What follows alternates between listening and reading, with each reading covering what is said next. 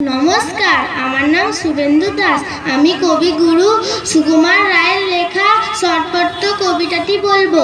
শুনতে পেলুম পোস্তা গিয়ে তোমার নাকি মেয়ের বিয়ে, গঙ্গারামকে পাত্র পেলে জানতে চাও সে কেমন ছেলে? মন্দ নয় সে পাত্র ভালো, রং যদিও বেজায় কালো, তার উপরে মুখের গঠন অনেকটা ঠিক পেঁচার মতন। বিদ্যে বুদ্ধি বলছি মশাই, ধন্যী ছেলের অধ্যাবসায়। 19টি বার ম্যাট্রিক এসে ঘায়েল হয়ে থামলো শেষে। বিষয় আশায় গরিব বেজায়, কষ্টে সৃষ্টে দিন চলে যায়। মানুষ তো নয় ভাইগুলো তার, একটা পাগল একটা গোয়ার, আরেকটা সে তৈরি ছেলে, জাল করে নয় গেছেন জেলে।